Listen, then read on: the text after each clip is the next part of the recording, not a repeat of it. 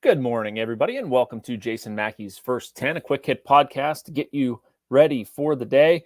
Today is Paul Skeens Day. Happy Paul Skeens Day to any of you that celebrate. Heading over to the ballpark in a little bit myself. Excited to see that.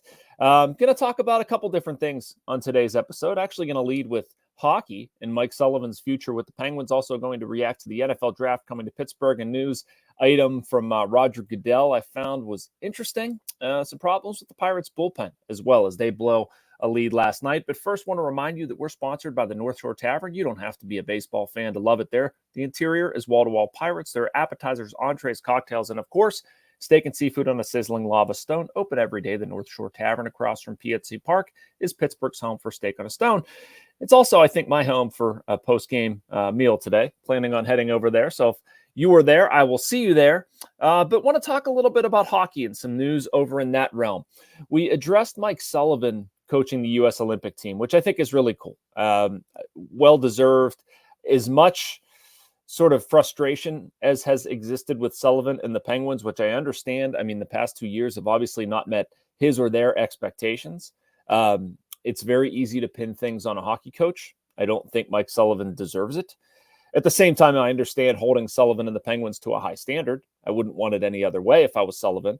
And I would imagine that Mike is, working to improve things and figuring out ways to fix things. I've addressed my thoughts on him and Kyle Dubas before and sort of, the idea that there's a power struggle. If I'm Dubas, I don't want a coach who's not convicted in his views.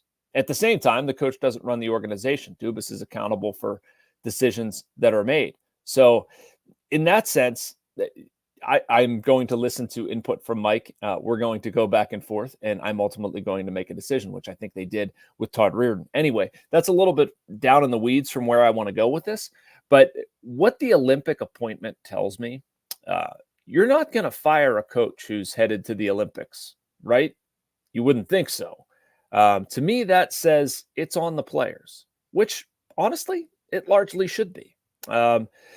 I don't think the Penguins have been losing because Mike Sullivan has forgotten how to coach. And I'm guessing anybody watching or listening this would probably agree with me. You could argue that the message has gotten stale. I would hope that Sullivan's appointment offers a bit of a refresh for that. If you're a Penguins player and you're not listening, especially an American-born player, if you're not listening to the guy appointed to coach the Olympic team, what are you doing? Now, ability-wise, might they not measure up? Not sure. Ability-wise, age-wise, might they be over the hill? Not sure, but I don't think so. To me, it's execution of the players, or the execution by the players, I should say. We don't need a quote from the old Buccaneers coach.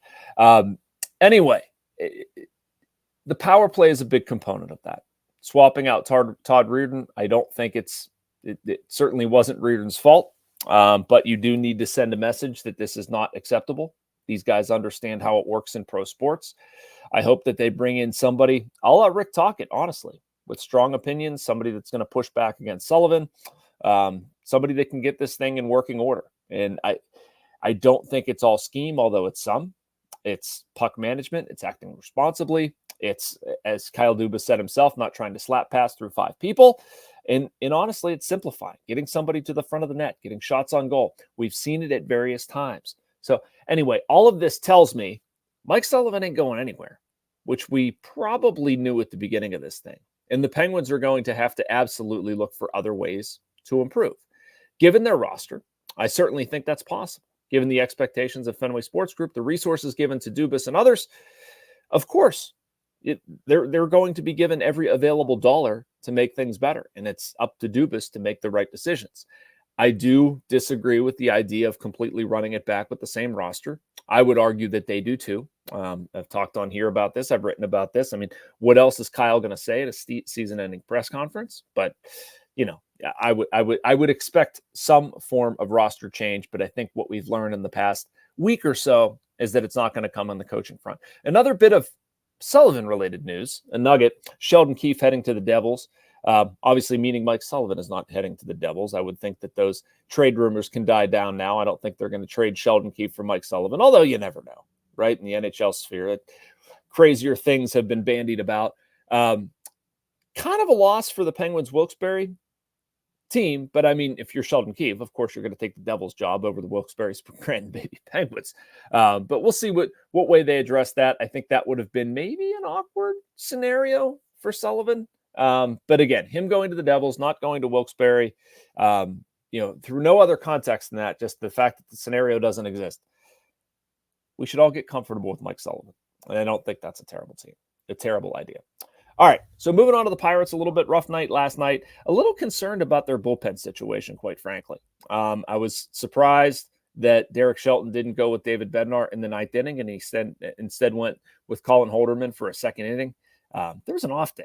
Bednar threw just 14 pitches. Like, is that where we're at injury-wise, that he can't throw on back-to-back days after a 14-pitch outing?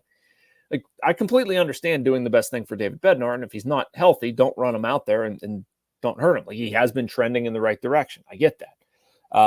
There are a couple points to that. I mean, one, they're in a tough spot right now for today. I mean, Colin Holderman, you would have to think, is down. At least they get David Bednar back. Aroldis Chapman, who I'll get to in a minute, hasn't been great. Carmen Majinski's down, but again, there have been limitations there as well. The bullpen, maybe it starts with Chapman, but I think it's much bigger than that. Throw more strikes, please. 5.03 ERA in May, sixth highest in MLB.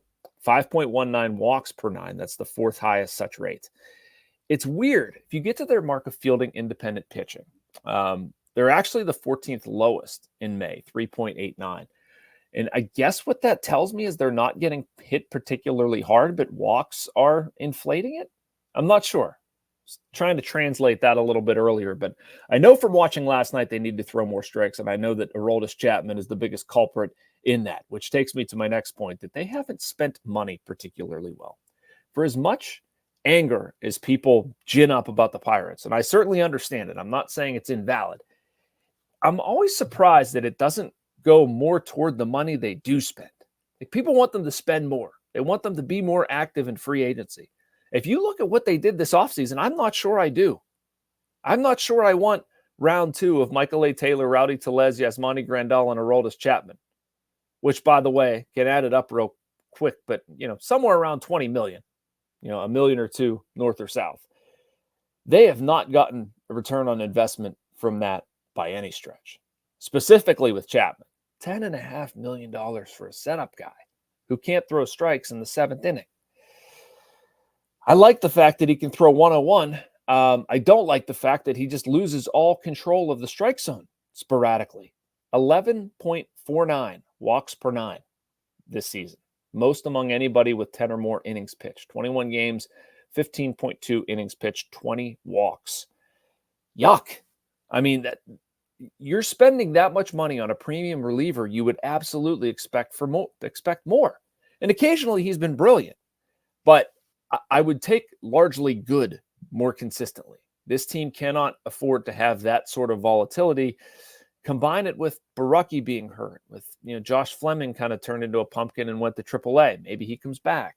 David Bednar's injury situation. Colin Holderman lost at the beginning of the year. Since he's come back, I would argue he's been absolutely terrific. Almost finished that thing last night, but a little bit more consistency on the back end.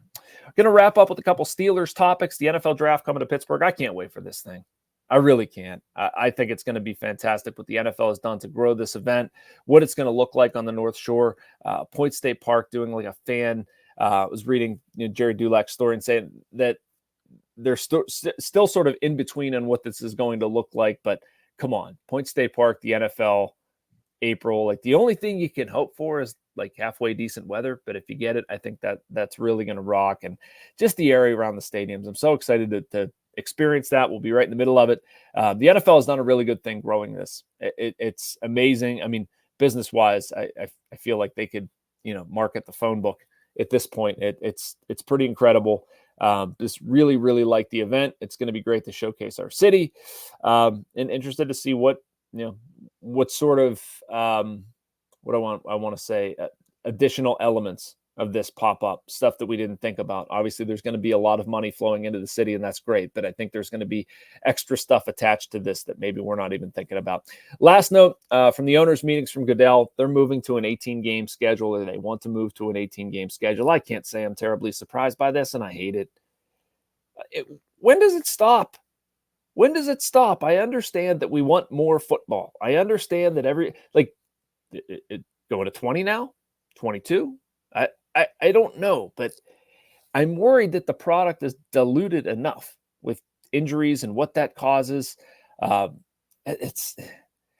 putting it on Wednesdays, which not necessarily complaining about Christmas. I understand trying to capitalize on that, but when does it stop? It is omnipresent. Sometimes things are just best because there's not that much of them. I sort of miss the days of a 16-game schedule, and I worry a little bit about player safety. Now, a lot of people are going to sacrifice player safety in the name of making more money. That doesn't make it right. If I get a guarantee that it stops at 18, I suppose, I just worry that it's going to keep going. It's going to keep bleeding over. How much more can we make? How much more can we make? So I don't know. We'll see. That does it for me for my rants this morning. I'm going to head over to the ballpark here shortly. I have a Sunday column to work on about Jim Leland. Very likely. I had a fun conversation with the old skipper last night. So going to get to work on that. Make sure you like and subscribe. You can get more of this content and from all of our Post-Gazette writers and reporters here on the North Shore Drive. Talk to you same place, same time tomorrow.